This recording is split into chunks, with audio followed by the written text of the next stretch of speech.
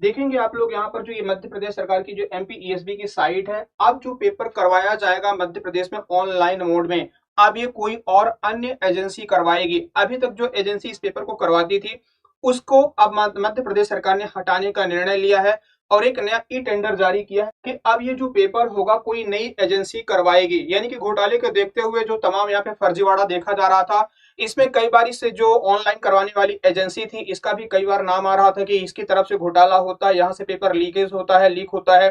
ठीक है, तो ये कहीं ना कहीं एक बहुत बड़ा कह सकते हैं कि डिसीजन है मध्य प्रदेश सरकार का, कि मध्य प्रदेश के अभ्यर्थियों के लिए, कि अब मध्य प्रदेश में जो पेपर अब करवाएगा वो कौन करवाएगा, तो एक नई एजेंसी करवाएगी। आप यहाँ पे देखेंगे कि एम्प्लॉय सिलेक्शन बोर्ड जो है ना, ये कल का ये नोटिस है, टेंडर निकाला गया है मध्य प्रदेश में।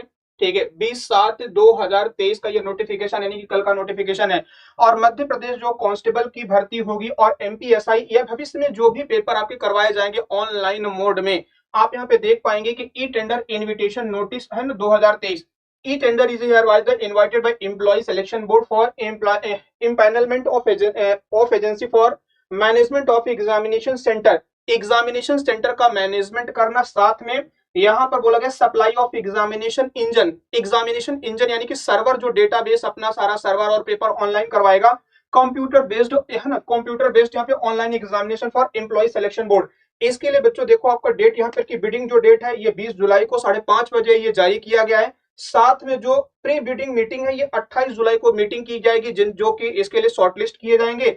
और जो बिड ड्यू होगा वो कब होगा, 22 अगस्त यानी कि 4 बजे होगा। ठीक है, तो यहाँ पर ये मध्य प्रदेश सरकार ने ये जो अपना एमपीएसबी ने नया टेंडर जारी किया है, हो सकता है कि आपका जो कांस्टेबल का पेपर है या जो और पेपर है, हो सकता है उनकी डेट बढ़ जाए, या फिर ये भी कह सकते हैं कि देखो जब तक पेपर आपका कांस्टेबल का हो जाएगा, एसआई या भविष्य के जो पेपर होंगे वो कोई दूसरी एजेंसी करवाएगी। यानी सरकार ने ये निर्णय ले लिया है कि अब जो अभी एजेंसी जो करवा रही थी आपके एमपीईएसबी के पेपर, जो एमपी के सारे पेपर ऑनलाइन करवा रही थी, उसको अब हटा दिया जाएगा। यहाँ पर एक नई संस्था या नया कोई ऑर्गेनाइजेशन जो होगा, अब वो ई टेंडर जब जो जारी किया गया मध्य प्रदेश सरकार के द्वारा, उसमें फिर उनका चयन किया जाएगा, शॉर्टलिस्ट किया जाएगा, और अब वो करवाएगी आपके मध्य प्रदेश में पेपर।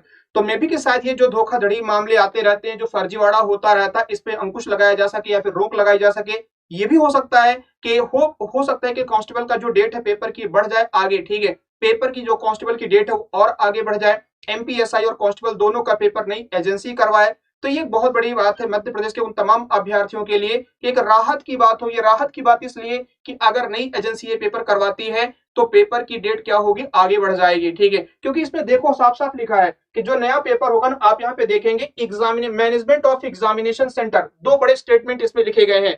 यहाँ पे दो शब्दों पर आप गौर फरमाइएगा, जरा ध्यान दीजिएगा। ठीक है, एक कौन है, तो management of examination, examination centre का जो प्रबंधन या मैनेजमेंट है। दूसरा, supply of examination engine. Examination engine का मतलब कि जहां पर कि आपका जो ऑनलाइन सर्वर है या इनका डेटाबेस है, जहां से एग्जाम को कंडक्ट करवाया जाता है, इसके लिए इन्होंने टेंडर जारी किया है, जिससे कि एम्प्लॉय सिलेक्शन बोर्ड के जो एग्जाम है ऑनलाइन मोड में, ये सही तरीके से या निष्पक्ष रूप से करवाए जा सका। निष्पक्ष रूप से ये, या कह सकते हैं कि किसी बिना भेदभाव, बिना किसी धोखाधड़ी या फर्जीवाड़े के प्रॉपर एक फेयर रूप में ये एग्जाम कंडक्ट करवाया जा सके। तो ये मध्य प्रदेश सरकार ने, यानी कि एमपीईएसबी के द्वारा कल ये टेंडर जारी किया गया 20 तारीख को, आप देख पा रहे होंगे।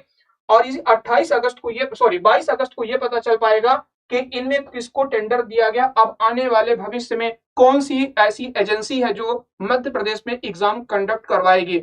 फिलहाल इतना याद रखिएगा कि जो अभी करवा रही जो एग्जाम, यानी कि जो भी करवा रही, किसी हम व्यक्ति, किसी का नाम नहीं लेना चाहता मैं यहाँ पर कि कौन करवा रहा है प्रेजेंट टाइम पे, लेकिन उसकी विश्वसनीयता पे कहीं ना कहीं सवाल खड़ा उठ रहा था काफी समय से। आप देख रहे हैं कई सारे एग्जाम ऐसे हुए जिसमें फर्जीवाड़ा सामने देखने को मिला है।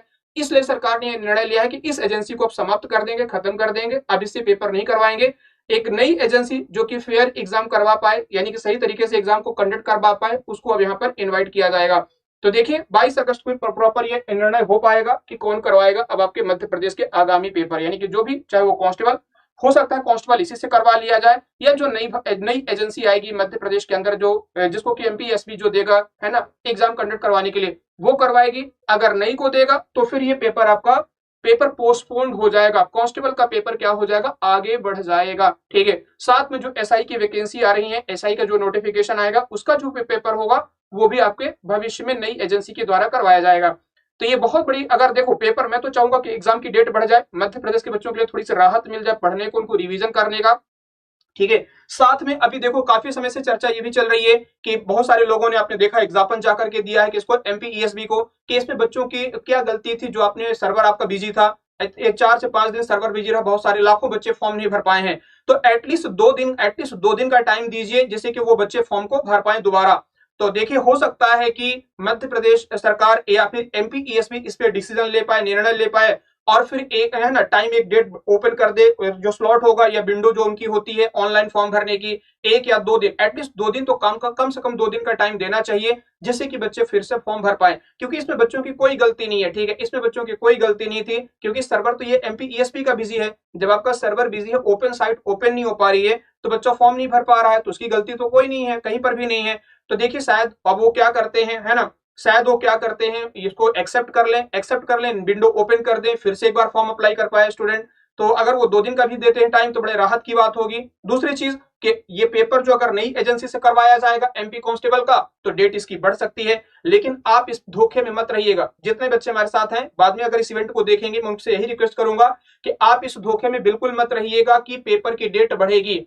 आप अपनी तैयारी 12 अगस्त के अकॉर्डिंग ही आप तैयारी करिए, तो करते रहिए। अगर डेट बढ़ती है तो बहुत अच्छी बात है, ठीक है, सोने पे सुहागा रहेगा, आप इस कम ड्यूरेशन में आप तैयारी कर पाएंगे। और अगर डेट बढ़ जाती है, एग्जाम पोस्टपोन्ड होता है, तो फिर आप और बेहतर तरीके से एक बार उसको और रिवीजन कर पाएंगे। ठीक है, तो बस यही बात थी जो आप लोगों तक पहुंचानी थी कि मध्य प्रदेश सरकार ने एक बहुत ही, कह सकते हैं कि ऐतिहासिक निर्णय इसे कह सकते हैं, कि जो एजेंसी में फर्जीवाड़ा बार बार देखा जा रहा था, ठीक है, बार बार घोटाले निकल के आ रहे थे, फिर से व्यापम घोटाला, इसके पहले व्यापम घोटाला, फिर अभी एमपीएसपी, फिर से पटवारी घोटाला, इसके पहले भी पेपर और हुआ था जिसमें कि कौन सा हुआ था, नर्सिंग असिस्टेंट वाला, जिसमें कि पहले ही पेपर डाउनलोड हो चुका था एग्जाम शुरू होने से पहले ही। तो कहीं ना कहीं ये कई सारे मामले इस एजेंसी से चल के आ रहे थे, हटा दिया सरकार ने, उनको हटाने का निर्णय लिया है। और देख पाएंगे यहाँ पर कि कल एक नोटिस जारी किया और बोला है कि हम ई टेंडर इनवाइट कर रहे हैं, किसके लिए, ई टेंडर जारी कर रहे हैं, जिससे कि नई एजेंसी को हम हायर कर पाए, उनसे डील हो पाए, और फिर वो एक नया, मतलब जो एक नई एजेंसी जो आएगी वो मध्य प्रदेश के तमाम सारे एग्जाम को कंडक्ट करवाएगी। तो बस यही बातें थी, आप लोग इसको शेयर करिएगा, अपने दोस्तों तक शेयर करिएगा। ठीक है, बाकी आप जानते हैं कि हमारा